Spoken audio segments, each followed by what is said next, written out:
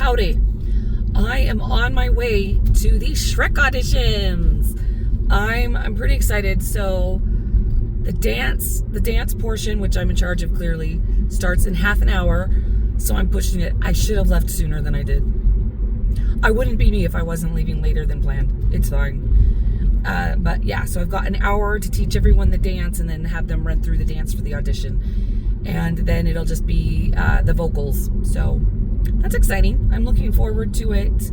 I will bring you guys along for as much of it as I can. I mean, I don't want to necessarily put anybody on the spot unless they approve it. So I don't know that I will show you anyone's actual audition. And copyright, pretty sure I can't legally show you anybody's vocal audition.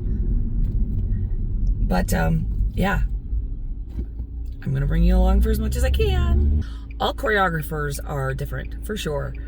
For some numbers, I'm very much like, I will choreograph them so far in advance that by the time I actually get to the rehearsal, I have to stare at my notes. Anybody who's been on one of my shows knows. I stare at my notes for a while because I kind of write my choreography in shorthand and then I don't remember what my note means. So that's super special. But then there are other times, like today, when it's not actually going in the show, it's just the audition piece. And in the one audition piece, I need to put in several different dance styles to represent the different styles in the show. So for this show, for example, I mean, there's a lot of what I call blockography, where it's basically choreographed walking. There's a tap number. There's going to be an all-guy number that I'm going to be doing some lifts and tricks in. There's a lot of group numbers. I know it's just kind of all over the place. And so the audition needs to reflect the variety in the show. But again, it's not in the show. I mean, sometimes I put it in the show if I like it. But anyway, what that means is I kind of make it up very last minute. So I did come up with this today, and I haven't run through it. I mean, I have run through it. I had to put it to the music. I had to give everything counts. I had to make sure it was hard enough to show people's skill level, but not so hard that people can't do it, especially in the limited time frame that we have. So it's pretty simple-ish, but it's fast. It is fast. And that's part of the trick. That's the tricky part. Anyway, the big problem is because I did it so last minute, I have not run it full out, not even one time. I've just kind of marked the whole thing to make sure, again, to know what my counts are, that it fits with the music, that it's not too long. So the first time I'm going to do it full out is when I'm teaching it. And sometimes that goes just fine. Sometimes I'm like, holy crap, this is really fast. My bad. Well, I'm not going to do it with you, but I'm sure you guys can pick it up. That's not true. I'm just kidding. I've always been able to demonstrate the dance. If I'm going through it and I realize it's something that I cannot do, I change it. Because I can't expect somebody to learn it if I can't show them what it is. So clearly I'm exaggerating. I mean, okay, I know I'm going off on another tangent, but I will sometimes put things in a dance that I cannot do. For example, I mean, there are certain lifts that just my body type that are not physically possible. And so I will talk them through how to do it. Sometimes I'll pull up a video of somebody else I've seen doing the lift and say, okay, I need you guys to do this, and I'll talk you through it. But obviously I can't be the girl showing you how to do it because I can't do it. Or maybe I need just to have somebody go down to the splits, or I need them to like kick their head. I'm not that flexible, so I can't do it. But for the most part, I can demonstrate for the most part, just so we're clear. But no, not every choreographer can do everything that they teach. That would be awesome if they could. That would be awesome. But not everyone can do that. And since we're off on a tangent, I'm going to talk about that too. Because I have seen people say, like, choreographers shouldn't teach things that they can't do. And I'm sorry, but that's just stupid. I know a lot of fantastic dancers. I mean, just beautiful, beautiful lines, beautiful rhythm, graceful, energetic, whatever it is that the dance needs. I mean, just amazing. But they're only good at doing what they're told to do. So if somebody comes in and teaches them the choreography, they can execute that choreography beautifully. They were just meant to be dancers. But not all dancers can be choreographers. I mean, you just can't do it. The same goes both ways. It goes both ways. So not all choreographers can do all dances. It just is what it is. It goes both ways. There are people out there, and I'm not saying that I'm the most creative in the world, but there are people out there that are just super, super creative and can think up the most intricate dances that are so cool. But it doesn't mean they can actually do it, but they can teach it. They can talk you through it. They have a way to get you to do what it is that they have in their head. And now what makes a good choreographer? I mean, yes, it is a bonus if the choreographer can demonstrate what they're teaching. Of course, that's ideal. But you're not a bad choreographer if you can't. And rant. It's getting all sorts of dark up in here, so my apologies. Anyway, now that I'm done spouting off there, clearly I have issues. I wanted to talk a little bit about if you're auditioning for a musical. Again, this is just kind of how I feel. It's a little behind the scenes information as someone behind the table. I love people going out for theater. I think it's so good for so many things. It's good for confidence. It's good for self-esteem. It's a great way to meet people. I don't know. I just think it's good for so many people. You don't have to make it a career. It doesn't have to be a permanent hobby, but it is a way to break out of your shell and try something new. That being said, there are people that come to auditions who, that's kind of what they want. They just want to be involved. They don't care what part that they get. They just want to be a part of the experience, and they'll try for anything. And sometimes that works out and they get a role. Sometimes it doesn't work out this time. We tell them to come back again, because that's absolutely true. Just because there wasn't a part for them in this show doesn't mean there's not a part for them in the next one. It just depends. There's so many factors on casting. It's insane. It's insane how many factors go into casting something.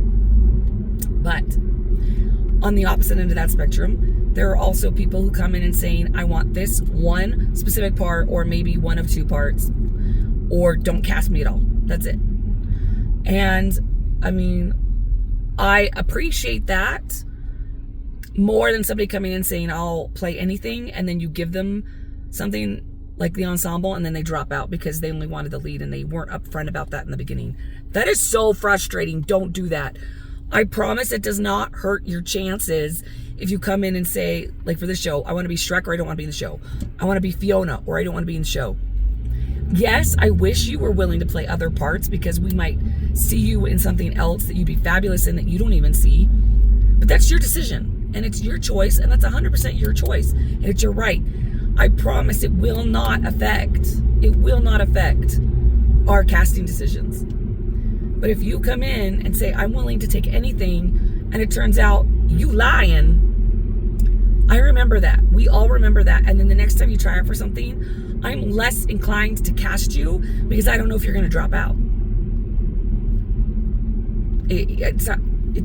It's true. I am less inclined to cast you if you say you'll take anything, and then we offer you something and you turn it down because it really wasn't the part you wanted. And then all of a sudden, out of nowhere, you have a bunch of conflicts or things come up that you forgot about that, oh, I thought I could make this work, but I don't think I can. I bet if I'd given you the lead, you'd have made it work. I'm just saying. All right. We also have kind of another category of people. And these are the ones, honestly, I do feel a little bad for. People who come in and say, like, I want to be Shrek or Fiona or nothing. Or, it's Little Mermaid. I want to be Ariel, or I don't want to be in the show. Whatever the play is. And they come in and y'all cannot sing. You cannot sing. Or you cannot dance. And dancing is not as big a deal depending on what the part is. Depending on the part. But, if you can't sing it or you can't act, I know this sounds bad. It always makes me do a little bit of a, when I see that you came in and said, I want the lead or nothing, and you do not have the talent to back that up. Don't get me wrong. Again, you can come in and say you want whatever part you want, and I have no problem with that. I have no problem with that at all. But when you come in and say, I want the lead or nothing, and you do not have the talent to back it up, whether you get the part or not, because a lot of talented people try out for these shows. That doesn't mean you're going to get the part, because there's a lot of talented people. But it's the people who come in who do not have the talent to back up saying, I want the lead or nothing, that I'm just like, I mean, maybe we need a little bit of a reality check on what you have to offer. And that's okay. Everybody have different things to bring to the table. Everyone has different things. I mean, maybe you're coming in and you want to play Christine in Phantom of the Opera. Man, that chick's got to sing notes that I can't even think, okay? I can't hit those notes. Very few people can hit all those notes. Maybe you have an amazing voice, but you're an alto. Okay, I'm sorry, it's unrealistic. You're not going to play Christine in Phantom of the Opera because you may be a great actress, a great dancer, and you have a beautiful voice. You do not have the range to sing this part. You don't have the range. So let's be realistic. Don't come in saying Christine or nothing if you can't play Christine. Now, it's just frustrating because I feel sometimes like you're wasting the directing team's time. And maybe that's a hot take. I'm sure that is a hot take. But we have a lot of people to see, and we want you to bring your best to the table. But you need to be honest. You need to be honest about what you're capable of. I'm happy to pull you out of your shell.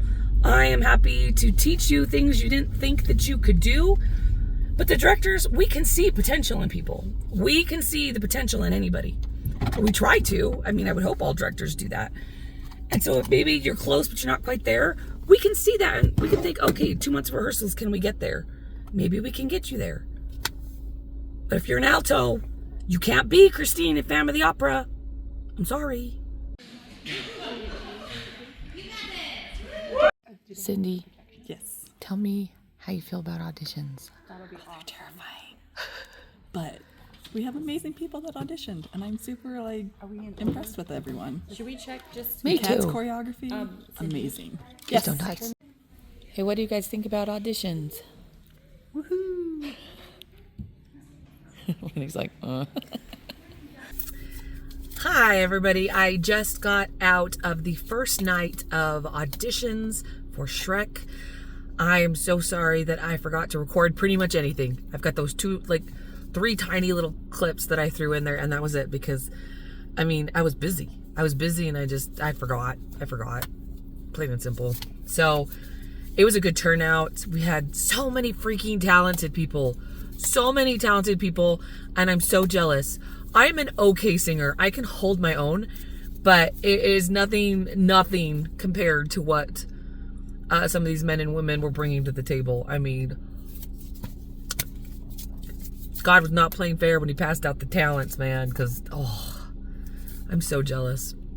I am happy for them, but so jealous for me. So, anyway, it was just the first night of auditions. We will have a second night of auditions on Thursday. I'm going to try very hard to remember to record more of that.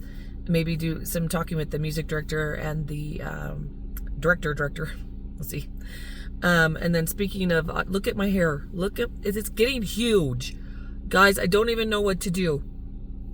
I don't know if you maybe saw the shorts that I recorded about trying to bring out the natural wave in my hair, because I just didn't even know how much I had, because it's always straight. It's just always straight.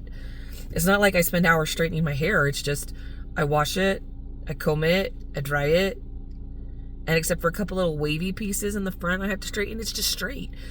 So I went through this whole process of using like curl products, because I knew my hair had wave in it. I've just never tried to bring it out. But I put all these different products in it to try and bring out my natural wave, and this is what we got.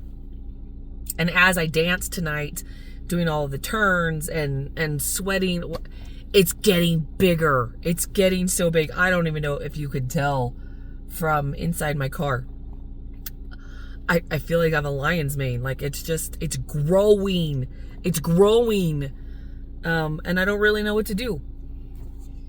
If I brush it before I go to bed, it's just gonna go poof. It's gonna be so bad. And then I don't know what to do with it tomorrow except maybe put it in a braid.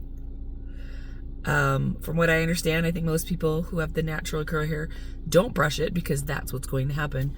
So what am I supposed to do? It's just gonna be a rat's nest. I need to do more research. I don't know. It's like I stuck my finger in a socket, y'all. It's kind of fun. I'm not gonna lie, I kind of like it. But I don't know what to do with it. So I'll be honest. Oh, good morning. I couldn't deal with the hair. I tried braiding it last night to try and keep it from getting more rat nesty, whatever the phrase is. It didn't work. It was a total hot mess this morning. Do you want to see? Here, I'm going to show you. I did brush it. I did brush it because I couldn't not. Do we see this? I should have shown it to you guys before I brushed it so you could understand why I felt like I needed to brush it, because it was real bad. So for now, I've just twisted it and put it up at a clip until I could figure out what to do with it. Although I don't have any plans today, so I may do nothing with it. We'll see. But for now, I'm putting it back up in the clip because we run into the grocery store. Okay, I should clarify. I do have to work today. I'm just taking a quick break to run to the store. I've already been working this morning. When I say I don't have plans, I meant I don't have plans other than my job. I just felt that was an important point of clarification. You know, I wanted to talk, and I'm sorry if you don't care about this, but I wanted to talk a little bit more about auditions last night. So, I mean, I live in a relatively small community, and we have a couple of community theaters, and really that you get the same people over and over again coming out for all of the shows. I mean, which makes sense. And so you just expect to see the same people. And so every once in a while, it's just really nice when somebody shows up who you've never worked with before, and then they just blow you away with their talent. And that happened with so many people last night. So many different people. I was like, I do not know who you are. I have no idea. And you are phenomenal. Like, where have you been hiding? I'm going to give you an example. So I'm not going to say his name because, I mean, again, probably nobody's watching it who would know him, but we'll just not say his name. But this gentleman, I'd probably say he's in his early to mid 20s, I think. I can't remember for sure. Shows up and he's saying, You'll Be Back from Hamilton. And if you know the song, you know the song. It's hysterical. You should look it up if you don't know it. Most people know it. And when he said he was singing this song, all I thought was, that's an interesting choice. Like, it didn't connect immediately why that was a good audition song for Shrek. I've never had anybody sing something from Hamilton before. It's probably one of the only songs you can get away with singing from Hamilton. Regardless, I looked at his resume and it said that he used to do musical theater, but hasn't done it in like 6 years, 8 years or so. I can't remember, because he was getting his PhD and had to concentrate on that. I'm like, well, yeah, you go, boy. That's good on you, doctor. Anyway, I just didn't know what to expect, and nobody else on the table knew who this gentleman was either, and so it was just going to be a surprise. Holy crap, he was so funny. Because, I mean, if you know, that song is a funny song naturally if you do it correctly. He did it with the accent. He acted for the whole thing. I mean, it was chef's kiss. It was so good. It was probably the best audition for me, the best audition of the entire night, men and women. It was just so good. And that's saying something, because there were a lot of very, very talented people at those auditions. And I mean, he could play several of the roles. We'll just see what happens at callbacks, because you never know. There's so many factors that go into casting aside from talent. I wish I could say that's it, but you got to think of chemistry between the characters, and I'll talk about that later. I'll talk about that on Thursday or Saturday. We'll see. But, oh my gosh. It was the highlight of the night for me, seeing this gentleman perform. And I cannot wait to see, we're going to use him. He is getting a role. And I'm excited to see where he ends up. I have a video coming soon where you're going to see all of these featured. Stay tuned. The only thing I knew I needed when I came here was cereal and maybe some milk. And the only thing that's made it into my cart so far, I'll show you. You should know that my weight loss journey starts tomorrow. It starts tomorrow. Because when I started to lose weight, I started on a Thursday, and now I just have this thing in my head about starting on Thursdays, which is probably not a healthy mentality, but it is what it is. I'll be bringing you guys along for that. I'm only getting Rice Chex though. I'm not getting the fruity cereal because I won't be able to eat that all today. And I mean, I could, but we ain't gonna do it. And I don't need the temptation around my house. So I'm not going to get into details probably in this vlog because my plan is once a month I am going to film a vlog. I'm going to call it my weight loss diaries, because I know I can lose weight. I have lost a considerable amount of weight in the past, so I know that I'm fully capable of doing it. I just need to do it. Anyway, by doing these weight loss diary videos, I'm hoping it's a way for me to hold myself accountable and to stay on track. I think that's where I've been going wrong in the past. Like, I make good decisions, but then one little thing will happen that will take me off track and I just give up. And I'm sure so many people out there can relate to that. And I don't really feel like I have anything that holds me accountable. You know, I'm not married. I don't have a spouse to keep me accountable. I don't know. I need to be accountable to myself, and I can't rely on anybody else to keep me there. I can't afford to go get a personal trainer. That would be awesome, but it's not realistic. So we're going to use this. We're going to use this platform as a way to do that. So that will be a special, what do you want to call it? That will be a special vlog that you guys will see every month, where I will give updates and all that jazz. And I am pretty excited. I will give all the background about my weight loss journey, the ups, the downs, the roller coaster that everybody goes on, what I've done thus far, what I'm planning to do moving forward. And yes, it's important to me. It's important that I do this. So yeah, look forward to that. I think the first one I'm planning to put up will be, nope, I can't even remember. Off the top of my head, I cannot remember. But look for that. Look for that. For lunch today, we are going to have this can of tuna fish with some light Miracle Whip, and we're going to eat it on one of these Wassa whole grain crisp breads. I like it. I've been told it tastes like cardboard, and if you were eating it by itself, it probably does, but with my tuna fish on it, I think it's good. It's a nice lunch. Okay. I am on my way to callbacks. I didn't have time to eat lunch today, so I made myself a little something, and I got my jug of water. Callbacks are going to be about 3.5 hours. That's the plan. And the director actually, I think, has plans tonight, so I don't know that we'll be doing any casting decisions tonight. I'm not really sure yet. I guess we're going to find out. But I'm going to kind of give you guys on the drive a little lowdown of what's going on again. Keep in mind, I'm doing this as more of a generic view of what happens at auditions and callbacks. You know, I'm not going to be specific or show anything like in-depth conversations we're going to have or getting to individual people, because what is behind the casting table stays behind the casting table, and I'm not putting that out in the world, okay? I'm not putting it out there. It don't need to be out there, no.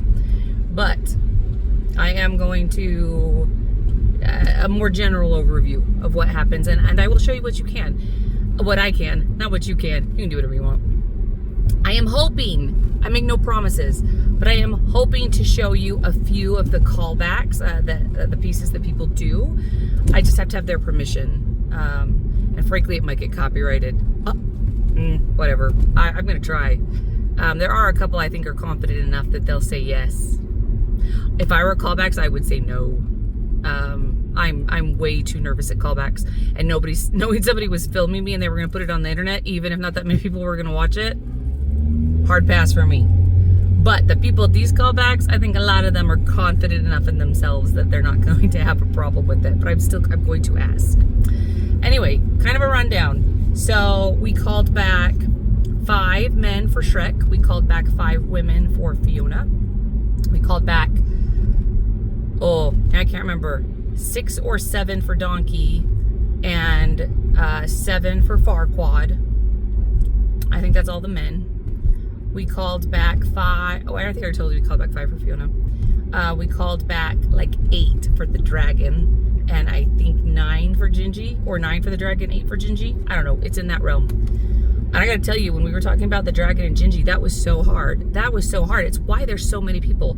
Because none of us like to bring that many people to callbacks. That's just a lot of people to go through. And I hate bringing people to callbacks if they don't really have a chance of getting the part. I think it just gets your hopes up for no reason. But legitimately, these people are all so talented. And it could go in so many ways. It could go in so many ways. And yeah, so there was just... We already could not bring everybody back to callbacks that we wanted, because there are so many talented people, and in the end you can't bring everyone who auditioned to callbacks. We don't have that kind of time. We really just had to narrow it down for different factors, and I feel so bad cutting people, especially when I know they gave a really good audition. But anyway, the 8 that we have coming to callbacks, or 9 or whatever for those 2 roles, there was just no good reason to cut any of them. I mean, they were all so good. We can see every single person in the role. I mean, this is for everything we called everybody back for. I could see every single person playing every role they're called back for, which is going to make casting this a complete and utter nightmare. But on the bright side, we're gonna have such a good cast. This is going to be such an awesome show. I really hope everybody who said that they would be willing to do ensemble doesn't come up with an excuse last minute about why they don't have time to do the show. I think I've talked about that earlier, that, people come in and say, yes, I want these leads. Will you accept another role? They say yes. And then you tell them what part they got, and they're so disappointed that sometimes they'll tell you no right on the phone to the other role they did get, or they'll call you back like an hour later saying, I really thought about it, and I think I'm just too busy to do a show right now. I'm like, really? You wouldn't have been too busy if you'd gotten the part that you wanted. So I'm just saying, be honest on your audition sheet, people. If you're not willing to be on the ensemble, just say you're not willing to be in the ensemble. That's really frustrating. I tell you, if you audition for a show that I'm going on tangents right now, I'm so sorry. But if I am on the directing team and you audition for a show that I am a part of, and on your paper it says, will you accept other roles, or will you accept ensemble, and you say yes, and then we call you and offer you a role in the ensemble and you turn it down because it's not what you wanted, I am going to remember that the next time you audition. I just am. Not only am I going to remember that, but okay, this is another tangent. This goes along with anything, how you behave in a show, like if you're difficult to work with, if you show up late all the time, or you miss a lot of rehearsals. The directors talk. It's not that big a community, the theater world, and we talk to each other. And so, like, if you were in a show I was in a year ago or a few months ago, and now I'm on the directing panel of this show, or maybe I'm not even on the directing panel, I may just know somebody on the directing staff. And your name comes up in the audition, we're deciding whether we should call you back or cast you. How you behaved in your previous shows, I promise you it will come up in the conversation. So all of those tangents, I don't even remember what started this conversation, but I will say, just be nice, be on time, show up when you're scheduled, be good to work with. Be those 3 things. And sometimes, even if you don't give the best audition, sometimes you will get cast just because you're pleasant to work with. I am not kidding. There are people who don't necessarily give the best auditions. Maybe they're not the most talented person to grace the stage. Maybe there are more talented people, but I tell you what, if I know that you are reliable and you work hard and you're going to be there and you're pleasant to work with, I am way more likely to cast you. I may cast you, I will go out of my way to cast you because I just want to work with you again because you were so great to work with. So there you go. Okay, we're moving back to Shrek. So I forgot what I was. Oh yeah, how many people that we called back? So we're going to be there a while. Auditions are about callbacks are about 3.5 hours, and they're all scheduled at very individual times so we can get people in, get people out. We asked them to learn their callback material before coming today. They got all of that. I think they got all of that Thursday night. It might have been Friday morning. I'm not 100% sure. I didn't send it out. Regardless, that's plenty of time for them to learn their callback materials. There are so many people that we have to see at callbacks today that, I mean, the music director doesn't have time to teach everybody the music. You need to know it. She is just there to deter. She's there to help cast the show. She's not there to teach you the music. Not at callbacks. Rehearsals, sure. Not at callbacks. These are easy pieces, and these are all pieces like if you're trying out for a show and you get a callback, you should know the material of the characters you're being called back for. You should know it. If you come to a callback and you are just completely unfamiliar with the material that you have to sing or read, that's not a good impression. That just tells me you don't really care about the part. That may or may not be true. It may or may not be true, but that is absolutely the impression you're going to give your casting team. Know your callback material. I'm sure everyone there is going to know their callback material, but I'm just throwing it out there. If there's any auditioners out there, know your callback material. We are, I think the plan is we're going to see the women, and then we're going to kind of see Shrek and Fiona in the middle, and then we'll see the men at the end. That just kind of flowed really well. It just kind of worked so we can get people out as quickly as we can.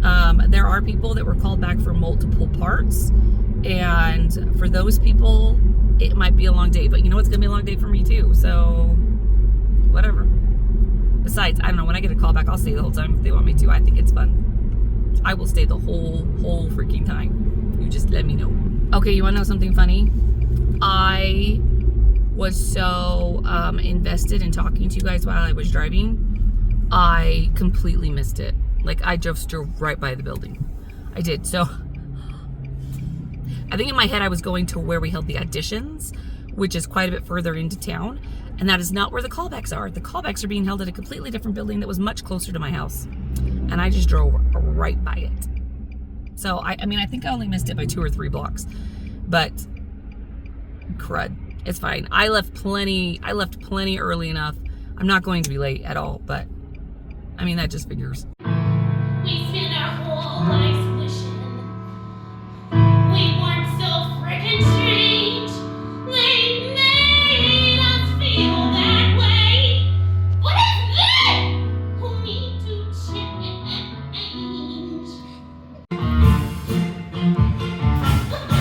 Another night, another name, but I know you're all the same. Foolish Matthew on that flame, let you fly around. The siren calls you from her beach, that pretty girl, that perfect peach. She's always out of reach, but I am around and around and around. This is Whitney. She's the director. How's it going so far, Whitney? Amazing, which makes it really hard. This is gonna suck. Yeah. Yeah. Of course I'd be a hero, and I would scale a tower to save a hothouse flower and carry her away. But standing guard would be a beast, I'd somehow overwhelm it. I'd get the girl, I'd take a breath, and I'd remove my helmet. We'd stand and stare, we'd speak of love, we'd feel the stars ascending. We'd share a kiss, I'd find my destiny. I'd have a hero's ending, a perfect happy ending. That's how it would be.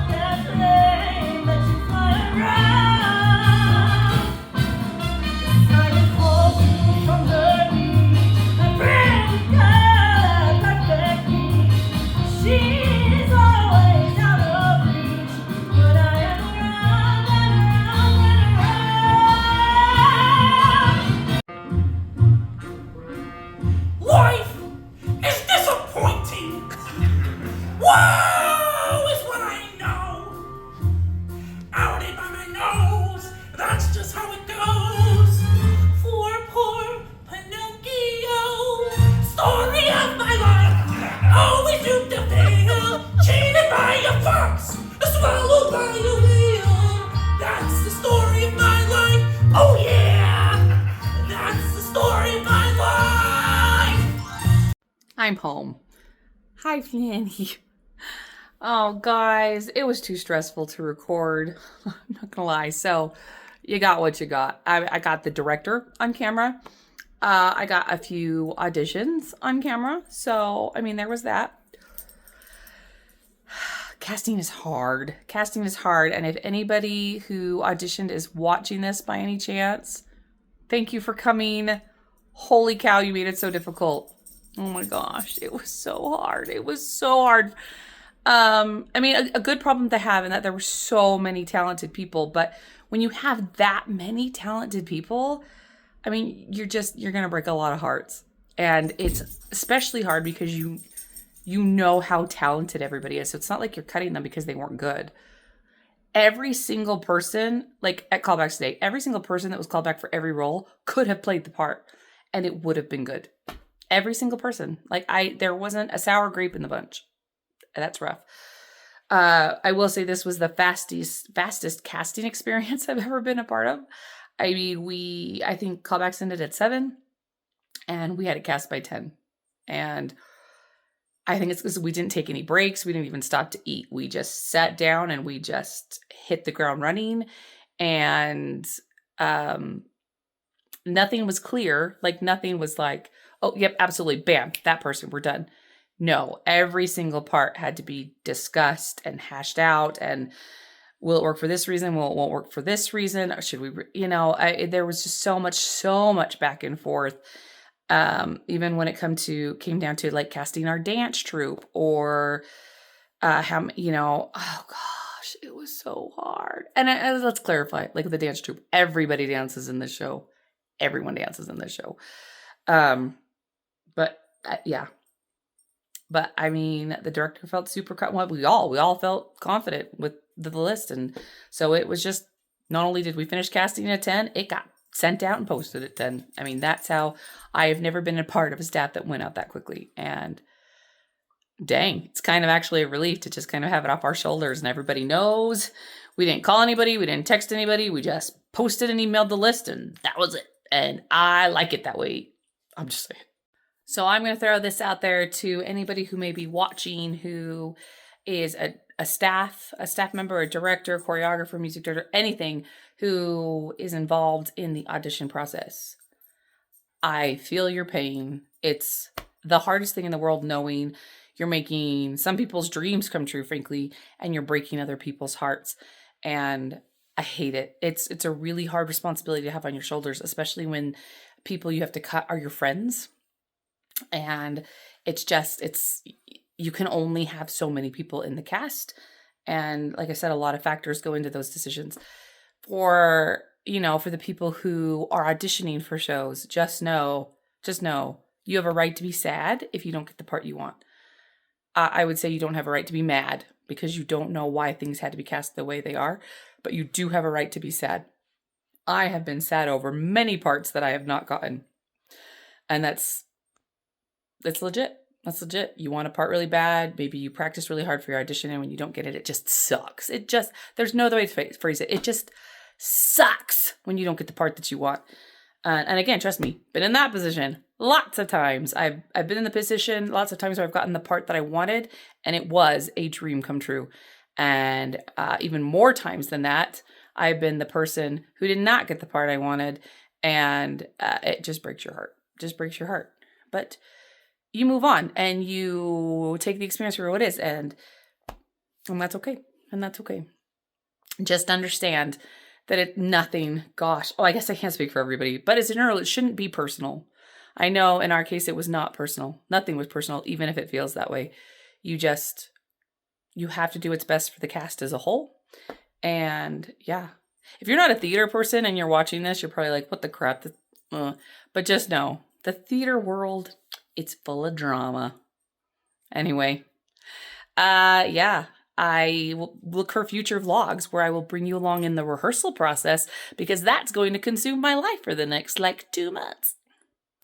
Anyway, see you in the next one.